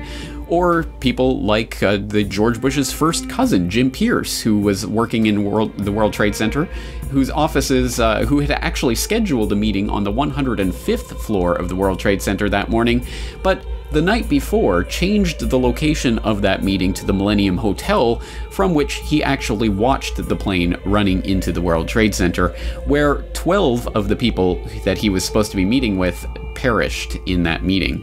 So a very interesting turn of events for the president's first cousin. But then again, talking about Paul Bremer, he was not in his offices that day, so he did not have to worry about the death and destruction that was taking place there. He was in the air heading towards New York and was diverted because of the ground stop to Baltimore. And very quickly, he appeared on NBC in Washington in order to cement the official narrative of the events of 9/11 on national TV. This is a very well planned, very well coordinated attack, which suggests it's very well organized centrally, and there are only 3 or 4 candidates in the world, really, who could have conducted this attack. Bin Laden comes to mind right away, Mr. Bremer. Indeed, he certainly does. Bin Laden was involved in the first attack on the World Trade Center, which had as its intention doing exactly what happened here, which was to collapse both towers. He certainly has to be a prime suspect, but there are others in the Middle East, and there are at least 2 states, Iran and Iraq, which should at least remain on the list of potential suspects. Just look at that prick, Henry Kissinger's lapdog. He's so damn calm and collected. You can bet that Bremer was watching the 9/11 snuff videos all morning, just like the rest of the nation. But he doesn't even mention the fact that his World Trade Center office was just above where the second of the 2 planes struck, killing 295 of his co-workers, plus an additional 63 contractors who worked at Marsh & McLennan, including the people involved in the Silverstream Technologies meeting that Richard Grove was heading to that morning. All those people died in horrible, frightening circumstances, but there's Bremer, popping up on NBC only 3 hours later to sell us the official narrative of 9/11 in a voice that's utterly emotionless. He's like a psychopathic fireman who goes around committing arson so he can look heroic while doing his job. After this attack, you have to start somewhere, and you have to start with what you know about the past and which groups have motives. Well, wait, it gets even more interesting because Paul Bremer was also directly related to some of the companies that very much figure in the investigation into the destruction of the Twin Towers. So Bremer not only worked inside the buildings, but had offices directly in the impact zone of the South Tower where Flight 175 would hit. He missed work on 9/11 to give us the official story on national television and went on to be the Iraq occupation governor.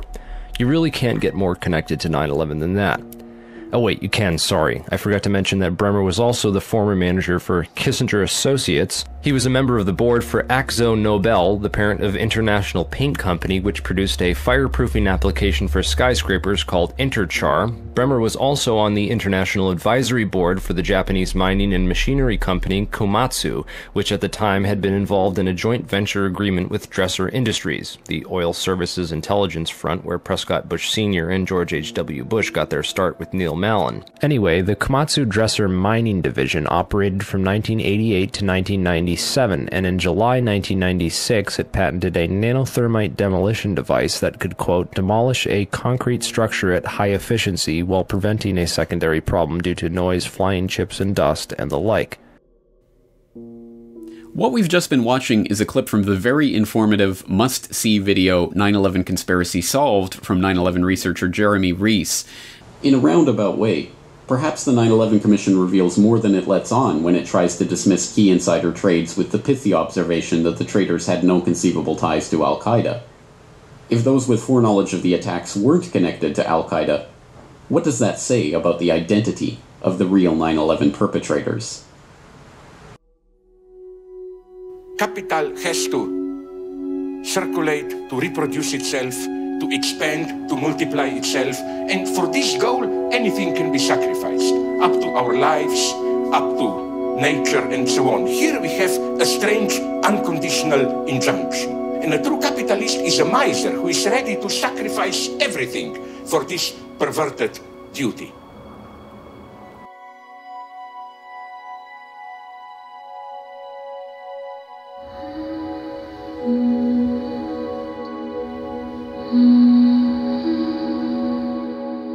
You may know Kroll Incorporated from Ronan Farrow's recent article in The New Yorker, which explained how Harvey Weinstein had used Kroll and another corporate espionage company called Black Cube, an enterprise run largely by former officers of Mossad and other Israeli intelligence agencies, to spy on and harass the women Weinstein had been sexually abusing.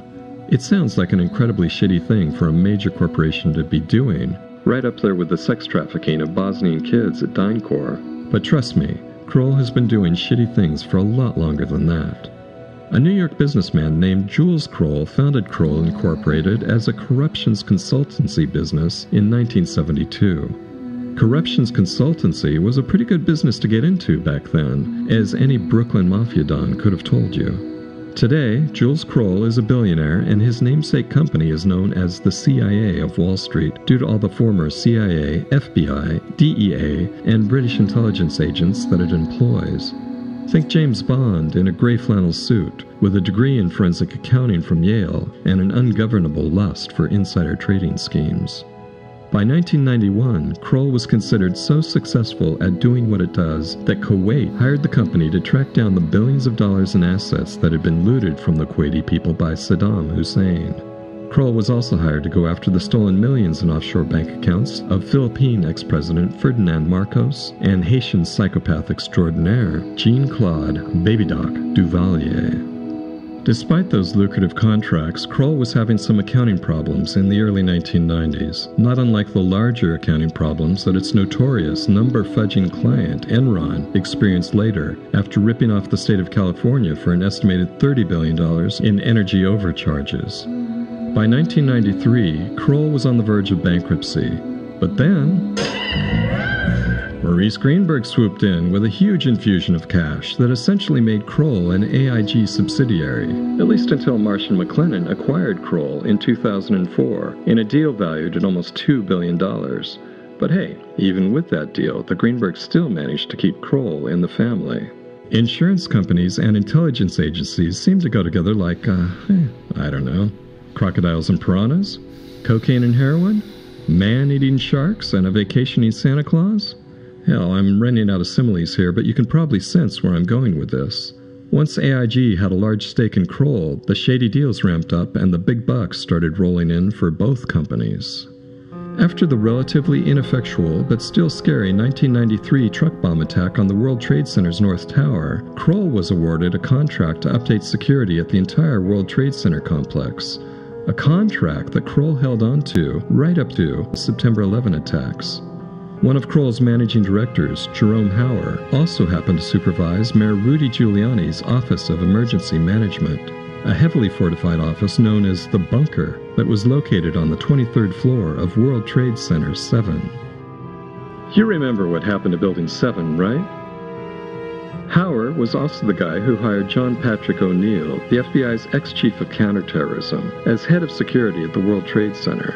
Jeremy Rees explains why that's relevant here. One FBI agent who was actually the world's leading expert on Osama bin Laden and al-Qaeda at the time quit his job in disgust and outrage after his reports on possible terrorists receiving flight school training in Florida kept being ignored.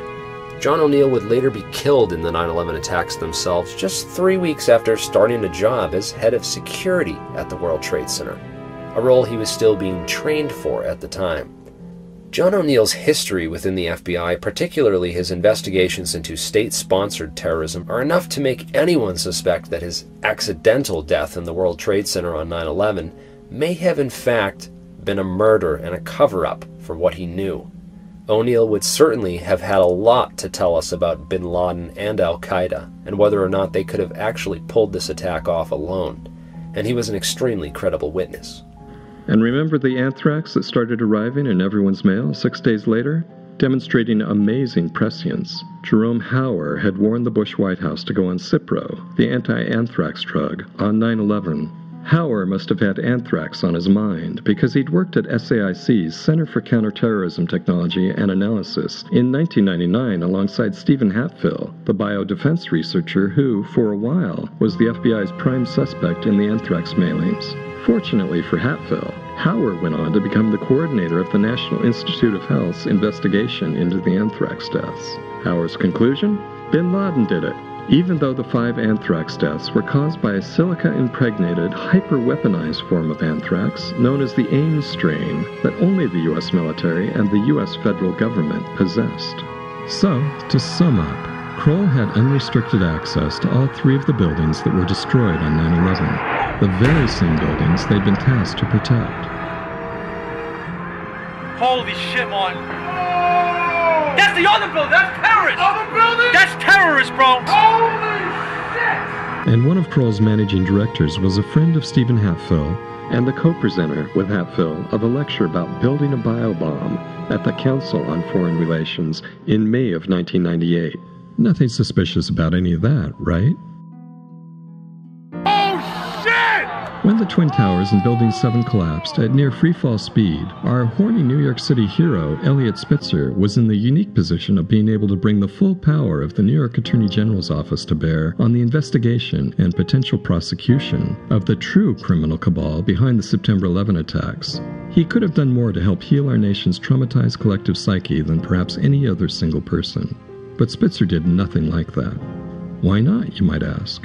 Well, in a large part, the answer seems to hinge on Spitzer's close friendship with a guy named Michael Cherkasky. Cherkasky was one of Spitzer's old mentors from their days together in the Manhattan District Attorney's Office when it was overseen by Robert Morgenthau.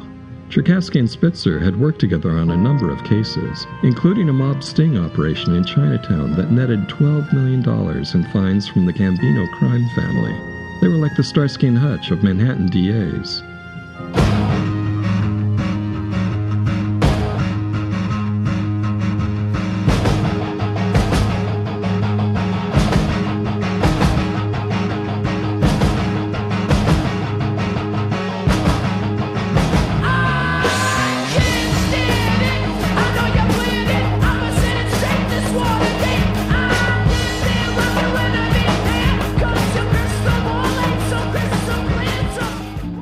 However, Cherkasky had also led investigations into the wildly venal Bank of Credit and Commerce International, or BCCI, and the murky 1993 bombing of the World Trade Center.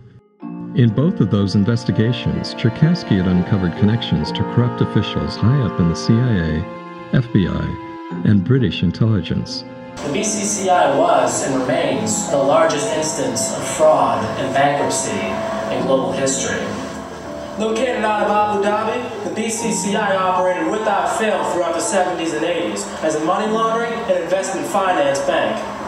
This is documented in the investigation by Morgenthau and Cherkasky in New York, but also by the investigation in the United States Senate, which was headed by Senator John Kerry. That discovery must have soured Cherkasky on the criminal justice system, because not long after those cases were closed, he left the Manhattan DA's office after putting in 16 years and took a job in the private sector. And you can bet Eliot Spitzer must have felt a little awkward after he saw how central a role that Kroll might have played in the September 11 attacks, because the president and CEO of Kroll Risk Consulting Services at that time was none other than, can you guess? His old buddy, Michael Cherkasky. And wait, it gets even better. After Jeffrey Greenberg was ousted from Marsh & McLennan in 2004 at Spitzer's behest, guess who became Marsh's new CEO? That's right, Michael Cherkasky.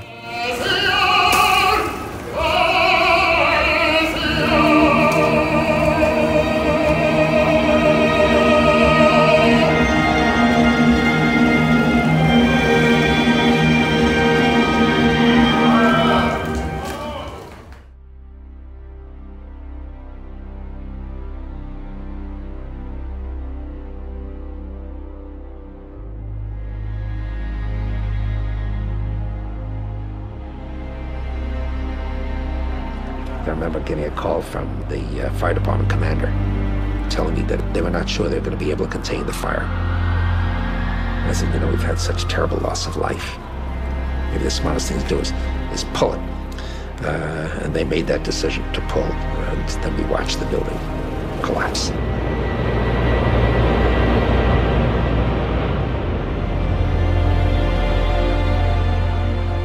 We couldn't collect the insurance because the insurance companies didn't want to pay. There were 22 insurance companies defending 22 insurers who didn't want to pay their obligations under the policies. And so they took me to court, and I had to beat them in court, the lower court, and then had to take an appeal and win in the upper court. So they owed me $4.5 billion with which to build these buildings. It wasn't enough, but at least it was $4.5 billion. It could start the process. And I couldn't collect. So what do you do when you beat the insurance companies in court and they still won't pay? A new governor was just elected. Eliot Spitzer, an old friend who I knew well. I said, Eliot, if you don't help me, I'll never collect from the insurance companies. And guess what? He listened, and he said, you know what? You're entitled. I'm gonna get you the money. And in 6 months, he got me the $4.5 billion.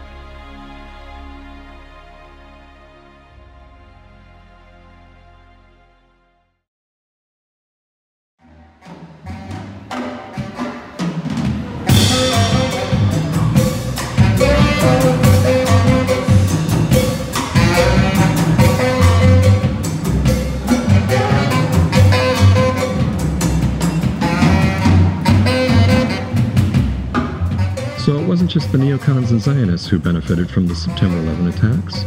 Wall Street investment banks, insurance companies, military contractors, and private intelligence agencies benefited too. If you follow the money, that's where it goes, into the pockets of those who already have too much. The greedy, power-mad psychopaths at the top of the pyramid who are waging a covert war against the rest of us. If you're already part of this system, well, you got there through the corruption. So you don't dislike the corruption, you love the corruption. When you have at least 30 or 40 years of insurance conglomerates like AIG and Marsh & McLennan conspiring with intelligence agencies like the CIA and Kroll, aided and abetted by crusty old warmongering farts like Henry Kissinger and David Rockefeller, what you wind up with is a relatively small, evil cabal of swindlers exploiting a whole nation of the swindled. Or as James Corbett put it, talking about AIG's 2008 bailout, Certainly, the government could not allow that information to come out, or at least the people who were implicated in those deals could not allow that information to come out. Therefore, AIG could not be allowed to fail, because if it did, all of its deals would unravel, and unravel in a very public way. So that certainly makes sense that the government would come in and nationalize the company in order to cover up all of it and to make sure that none of that ever got thoroughly investigated or seen through to the end. Because, well, you have to keep all of this bailout shenanigans undercover and under wraps because, you know, the public just can't know this information. Well, a very convenient excuse anyway, so if 9/11 was used to hide fraudulent transactions and vast amounts of money that were being funneled and moved around on that day, then perhaps the crash of 2008 was also used to hide some of the dirty dealings of some precarious companies like AIG that suddenly found themselves in dire straits. Of course, it hasn't stopped there. Over the years, as those elite swindlers have used their ill-gotten billions to buy off most of our elected politicians, or used their intelligence agency connections to blackmail into submission our very few too rich or too principled to buy politicians, what we've ended up with is a kakistocracy, a government run by the worst people, by the least qualified, or the most vicious, kleptocratic, and unprincipled, which explains a lot, doesn't it? A kakistocracy quite naturally leads to an economy with two classes of people, the insiders and the outsiders. The insiders, people who make the rules and therefore benefit from them, are constantly subsidized by the outsiders, people who don't make the rules and therefore end up getting screwed by them.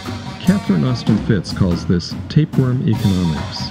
Like a tapeworm, a parasitic worm that feeds off its host, the insiders engineer the economy to drain it for their own benefit, to fatten the tapeworm.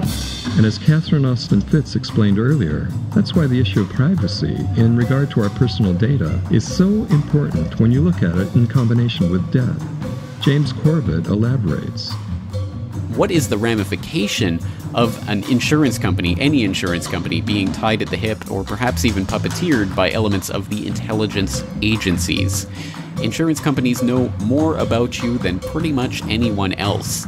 They know who you are, they know where you live, they know where you work, they know about your medical history, they know all sorts of detailed information about your lives, so that just as that information about infrastructure, about buildings, about all of that information was so valuable to the CIA, for example, during World War II, when they were looking for good targets to attack and to burn enemy cities to the ground, well, think about an intelligence agency that's part of a greater police state control grid that is trying to completely control every aspect of your daily life and know everything about you. It only makes sense that they would want to puppeteer or in some way team up with something like an insurance company that is watching over everything you do. And unfortunately, with the connections to companies like Kroll, which is basically has long been known as the Wall Street CIA, basically a private spy firm for hire that unfortunately has also been implicated in things like 9/11 and was running security at the World Trade Center, etc. Well, when you start to amass that kind of power in the hands of the band of brothers of the board of a group like AIG, you start to look at some very, very serious concentrations of power that inevitably lead to abuses of power, as if there would be any other way to wield that power than in the interests of the few against the interests of the many. Of course, insurance companies have nothing on the new technocracy giants like Amazon, Google, and Facebook. Those corporations can actually know more about us than we know about ourselves. And so far, the implications for that unfettered access into our private lives doesn't bode well, because the people at the top of those corporations are obviously bent on enriching themselves at the expense of everyone else. Amazon, for instance, is poised to become the world's first publicly traded company with $1 trillion market cap, and yet it effectively paid 0 federal income taxes in 2017. In fact, Amazon has received more than $1 billion in government tax breaks, while over 10% of its workforce has been receiving taxpayer-funded food stamps because Jeff Bezos, the world's richest man, refuses to pay those workers a living wage.